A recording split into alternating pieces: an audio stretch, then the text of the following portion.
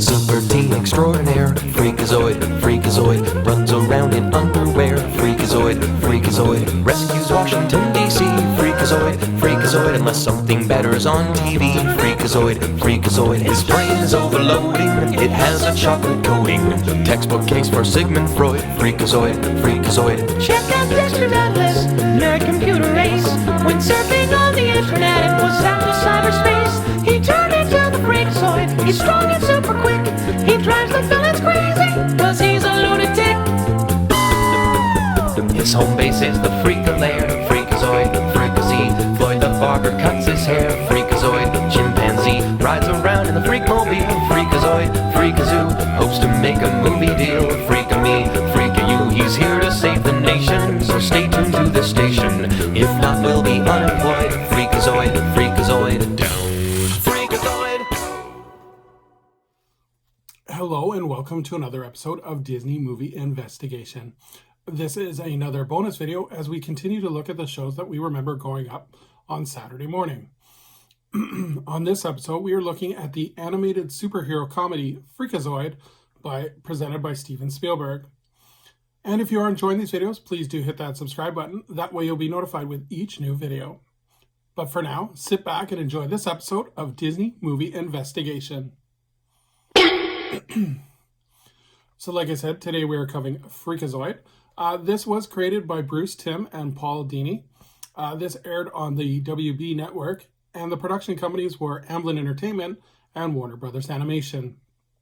The original series aired from September 9th, 1995 to June 1st, 1997, with only 24 episodes. So let's take a look at the brief history. So Freakazoid was created by animator Bruce Timm, who was asked to create another superhero animated show after the success of Batman the Animated Series. Timm collaborated with writer Paul Dini to create Freakazoid, which was originally intended to be a serious superhero adventure show. Spielberg urged the series to be retooled to be a comedy series, and they brought on producer Tom Ruegger to tweak the series towards comedy.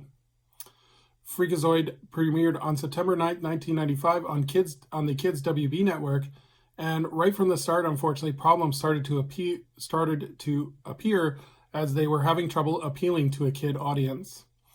The show unfortunately did not do well in the ratings as it was generated towards older kids, and the network would shift the show around in different time slots trying to find its target audience. Unfortunately, the show was canceled after a season and a half, but it continues to air in syndication around the world. So let's take a look at the show itself. So the show is about Dexter Douglas, who is a teenager who becomes the superhero Freakazoid while surfing the internet.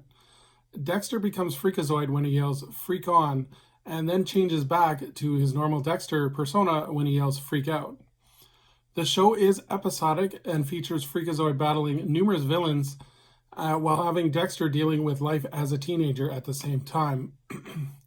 The show was also unique as it featured mini segments that would have their own themes and title songs, and these included Lord Bravery, which was a superhero from the United Kingdom who resembles a Roman soldier, The Huntsman, which is a Robin Hood parody of Robin Hood being portrayed like Charlton Heston, The Lawn Gnomes, which was about a series of lawn gnomes who becomes alive in the night, which was a parody of Disney's Gargoyles, Toby Danger, which was a parody of Johnny Quest, and Fat Man and Blubber Boy, which was a parody of the 1960s Batman and Robin. So let's take a look at the voice cast. So we have Paul Rugg, who plays Freakazoid, along with additional other supporting characters. Googie Guess, who plays Duncan Douglas. Tress MacNeille does Debbie Douglas, the Cobra Queen, Mary Beth, Barbara Streisand, and Hillary Clinton.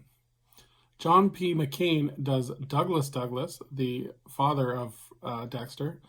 Ed Asner is Sergeant Cosgrove. Craig Ferguson does the voice of Roddy McStew.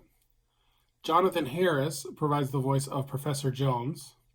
David Warner provides the voice of the Lobe. And Jeff Bennett provides the voice of Cave Guy. And what's unique about the voice of Cave Guy is it's done in the style of Thompson Howell III from Gilligan's Island. Additional voices for characters brought on from time to time were voiceover artists Maurice LaMarche, Leonard Maltin, Corey Burton, Jim Cummings, Baby Newworth, Frank Welker, Tim Curry, and Stan Freberg. So the humor of the show. The show relies very heavily on slapstick parody and many pop culture references. The show will often break the fourth wall and will make references to itself. An example of this is they had a toy commercial for merchandise of the show that they were airing at the same time. The show would also use lots of stock footage, such as people clapping and people screaming. And the show would also feature cameos from other animated shows, such as Animaniacs and Pinky and the Brain. One of the highlights of the scenes of the episodes that I watched, they actually had a full segment where Wacko Warner, the Brain, and Freakazoid are all sitting at a table arguing about which one of them is Steven Spielberg's favorite.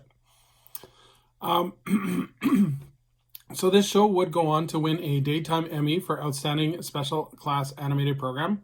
And the show is released on DVD sets, one for season 1 and one for the half season for season 2. Freakazoid would also make cameo appearances in the Teen Titans episode Huggabees. So would I recommend the show? I think the show is very funny with a great style of parody.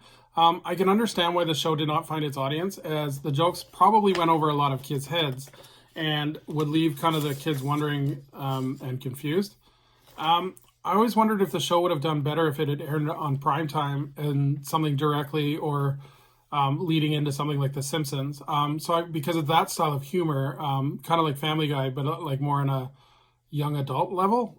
So I wonder if the show would do better in that kind of aspect, but we'll obviously never know. One of my favorite episodes that I watched for to review to kind of prepare for this video is Dexter's Date, and Freakazoid is having problems turning back into Freakazoid, so he actually accidentally turns into all these pop culture celebrities, such as Barney. He turns into the Skipper from Gilligan's Island. So again, very funny for me as an adult, but I wonder like how many kids would even, other than Barney obviously, would know who all those references are. So, but definitely check it out. The show is available on DVD, as well as it is available on YouTube as well. And I find that it delivers a lot of clever pop references, which I thought was very funny. So thank you so much for joining us here on Disney Movie Investigation. Please leave any comments if you've seen the show Freakazoid, what you think of it. Be interesting to hear those comments. And so as we continue to look at the shows that we remember on Saturday morning, our next episode is going to be looking at the original Muppet Babies. So until next time, I hope you have a magical day, and we will see you real soon.